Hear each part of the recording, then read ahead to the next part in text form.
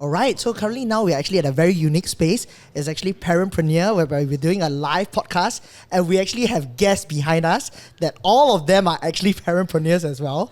But before we go there, like maybe a short introduction to yourself, man. Thanks, Eldred, for inviting me here today. Pleasure, I'm so happy to kind of meet other parentpreneurs. So my name's Yi Ling, and I'm a mom of three. So all parentpreneurs are parents, right? So I'm a mom of three. My kids are 7, 10, and 12, going 13. Right. So I run a business that helps new parents to basically get into the groove of life, or rather to figure out how their priorities have changed and how to actually get their new life going. So I educate them in their homes, right in the postpartum period. In their homes, so you get in their homes. Yeah, so I call myself a stay-out confinement nanny. So stay out. Oh my gosh, that sounds so army, but okay, stay out. Stay out because I'm not the kind of confinement nanny that lives with them for like a month.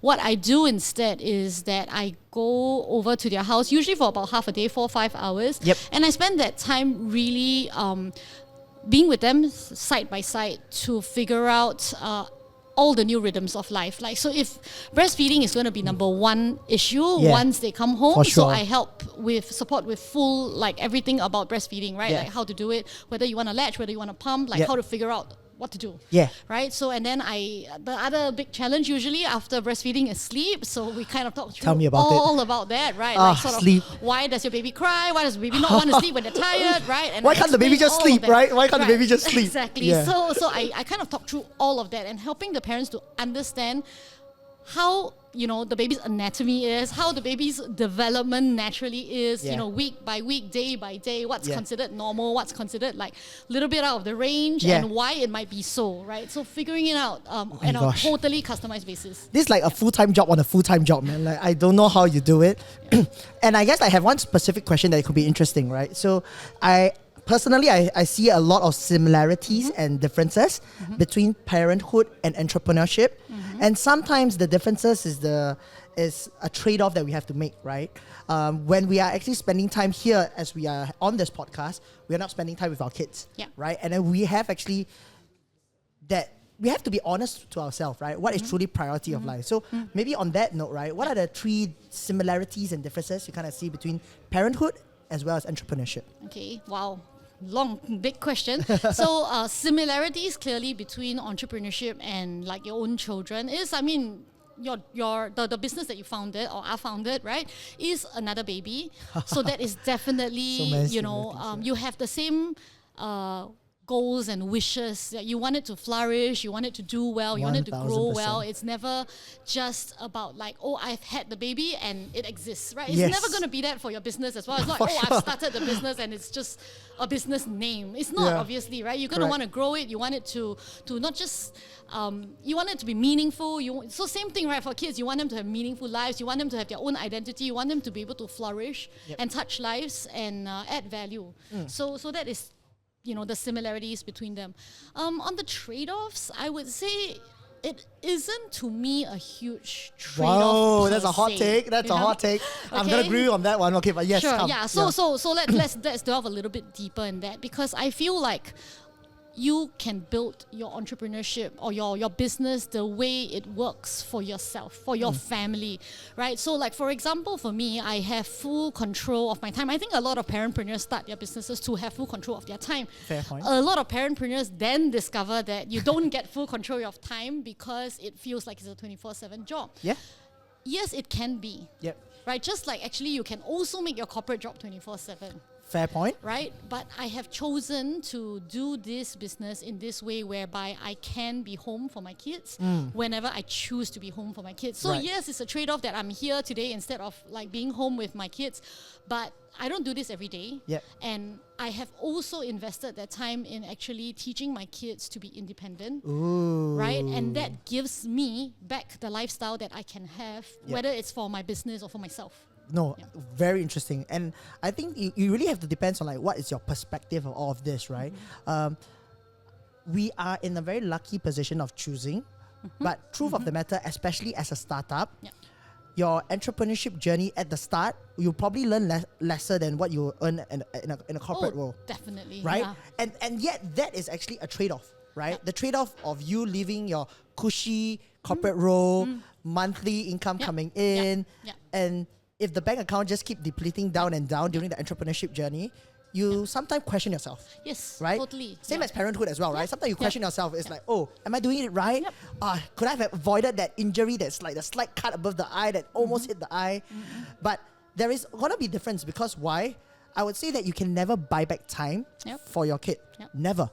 So as much as you can actually mention about being independent and training your kids to be independent, you can train your company to be independent with all this AI going around, right? SOP, kind of push it out. But you can't AI your kid, right? Yeah, you can't. And I think that's a very big difference with entrepreneurship and parenthood. That I don't know whether you feel that way because like it seems to be that you're very comfortable letting your kids being independent, but I guess it also depends on the age group, right? If it's like 0 to 2, a bit tough. No, I think it's actually different, right? So in a sense, like you drew the example with using AI. Yeah. There are aspects of your business which you can outsource. Fair point. Right? The parts that don't need you. Yeah. Because in that sense, like you either outsource by paying someone else to do it, or you build a program to do it, or a system to do it, or whatever. Yeah. Same thing with the kids, right? There are certain parts of guiding your kids that cannot be from anyone else except you.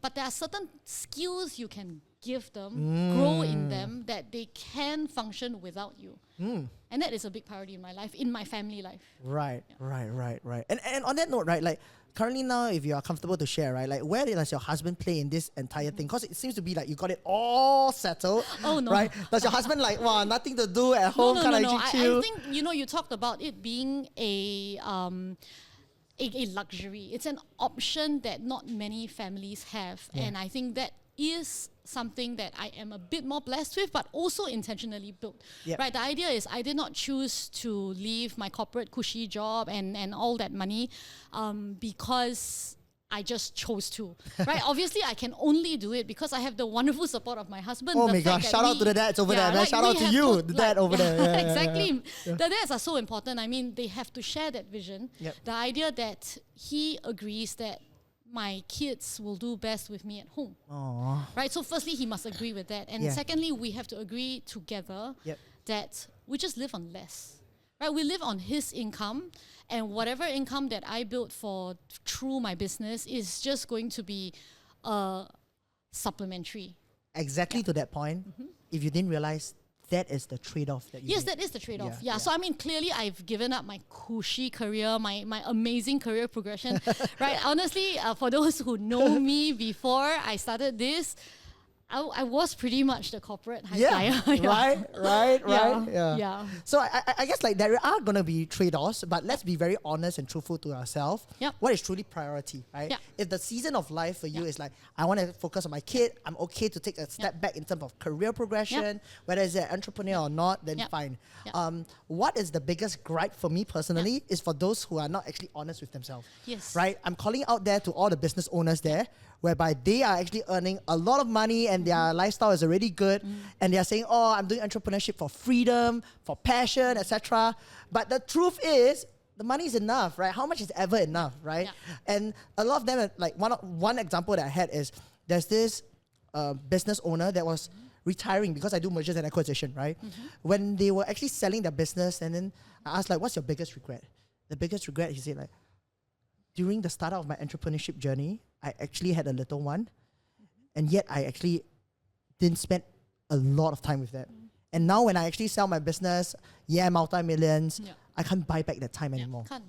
So that's my biggest gripe. But so I think it's right that we call out like people who don't call a spade. But I also kind of want to say that we don't have to see it only as a trade-off per se. I think it is a choice that we make with eyes open. Correct. Right? Like the idea that to me, I actually don't need the income that I had in my corporate life for the next phase of life. Yep.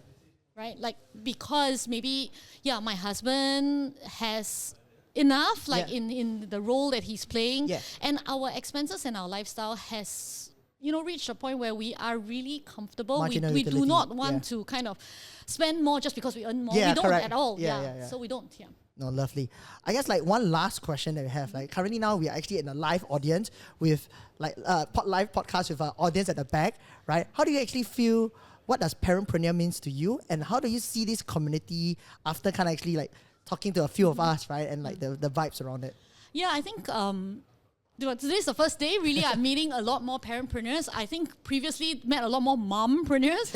And I think there is maybe always going to be an overlapping aspect of what the concerns and struggles are, but it's great actually to see the different perspectives from the dads who are doing also their own businesses and starting their own businesses, because I think fundamentally women and men do approach the way we build businesses differently. The way our roles are at home are different, so it's actually great to be able to be part of this network and actually see what the father's struggles are and let's actually come together to see how we can support each other. No, super good. And just maybe one parting word, like if you actually have one big advice to a parentpreneur or somebody who is a parent thinking to start a business, what would be that one biggest advice that you give to him? Oh wow, it's funny you're asking me this question because this is exactly the topic I wanted to do for International Women's Day next month. Yeah.